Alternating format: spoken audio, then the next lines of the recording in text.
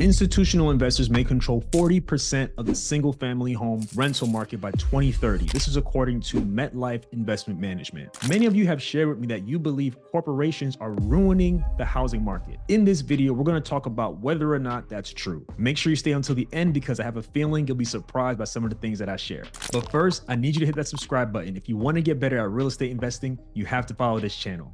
Your credit score has a direct impact on your mortgage interest rate. Good credit can save you thousands of dollars on your mortgage. StellarFi helps you build your credit simply by paying your bills. StellarFi reports your payments to all three of the major credit bureaus. There's no credit check, and customers who make on-time payments can see an average credit score increase of up to 80 points. Get started today for just 99 cents by clicking the link in the description of this video. It's no secret that corporate landlords, institutional investors, Wall Street, or whatever the headlines call them these days have been buying single-family homes like crazy. Dallas-based Invitation Homes shelled out $98 million to buy 264 homes in Clark County, where a chronic housing shortage has led to a rise in eviction rates. The deal forms as part of a $650 million swap of a portfolio of close to 1,900 single-family rental homes. Invitation Homes now owns 3,500 homes in Clark County, making it the second largest owner of single-family rental homes. So if you think that's a lot, wait till we learn more about Invitation Homes. So let's check out their website. So here's the craziest thing to me. Look right here. Live freer, lease a house. Live freer, lease a house. So it's clear they want people to be comfortable with only leasing a house, whether or not you desire to own a home one day or not. Notice the picture of a man and probably his son playing and enjoying life inside of a house. They're trying to make you believe that this is the goal, to rent forever from them. Pay attention. So let's check out where Invitation Homes is investing. So keep in mind, these are just the homes for rent. These are not all of the homes that they own. So let's start with the West. As you can see, they invest in Denver and of course, Las Vegas, Northern California,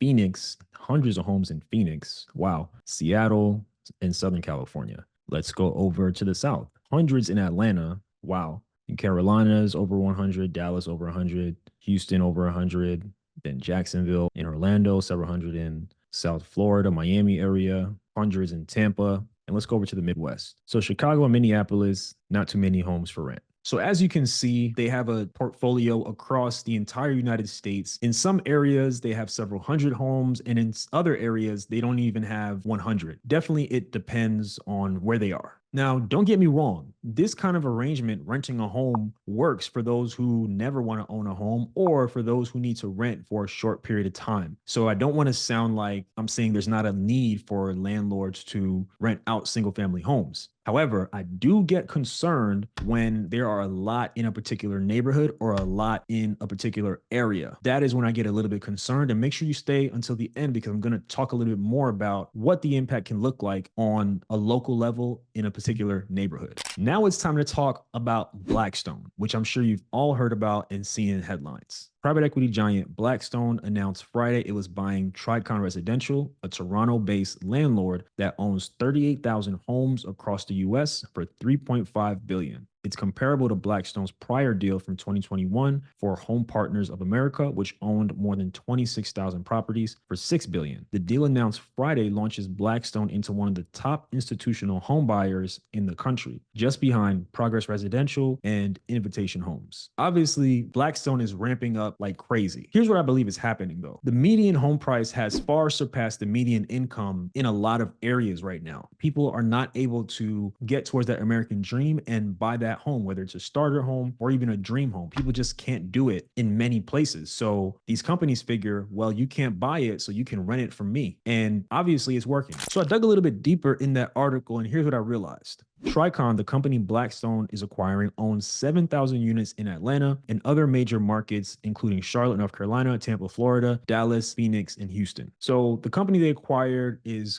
clearly focusing on the South and part of that Sunbelt area, which I think is interesting. To be honest, I do believe some of these companies want you to forget the American dream altogether. But I know you're watching this channel. That means you want more. That means you actually want to own a home one day. You actually either want to live in a home or have rental properties properties, or both, which I think is great. So we need to dig a little bit deeper and find out, is this actually negatively impacting the housing market? A study done by urban.org in 2022 concluded that as of June 2022, they estimate that large institutional investors own roughly 574 single-family homes. They have defined an institutional investor as an entity that owns at least 100 single-family homes. To put this in perspective, there are 15.1 million one-unit rental properties nationwide. This would suggest that the total institutional ownership share is 3.8%. The vast majority of owners in the single-family rental market are small and medium investors who own less than 100 properties. There are 46.6 million total rental properties, so one-unit properties make up 32.4% of the total rental stock. There is no universally accepted definition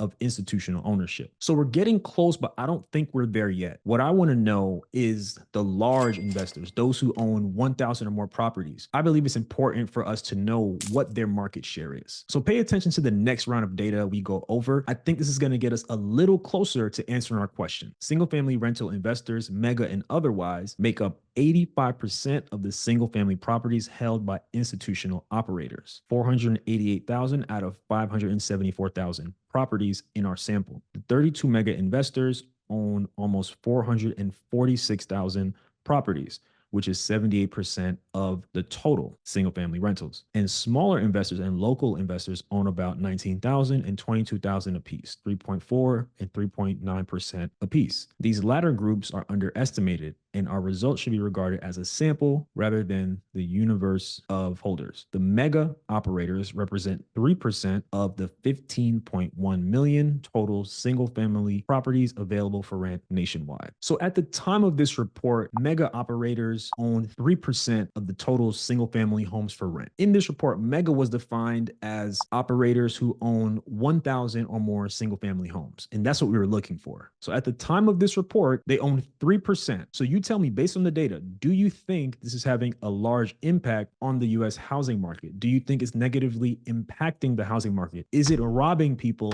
of the opportunity to achieve the American dream? Let me know in the comments. I want to know what you think. So I guarantee you'll be surprised by what I found on the local level. Atlanta has 72,000 mega operator owned properties. Phoenix has 33,000. Dallas has 27,000. Charlotte and Houston have 24,000 each, and Tampa has 23,000. These 6 cities together contain 45% of the mega operators' total holdings. So let's dive a little bit deeper into Charlotte. In one neighborhood in East Charlotte, Wall Street-backed investors bought half of the homes that sold in 2021 and 2022. It gets even crazier. So on one block, every home except one was sold to an investor in cash who ended up renting out the property. Now, if I was somebody who lived in Charlotte and was looking to invest in that area, in that neighborhood, or on that block, then I would feel like I was being robbed of the American dream. I think it hits a little bit differently when it's in your local market and you see it happening all around you. So there are some politicians who are trying to stop these kind of investors from being able to buy single-family homes.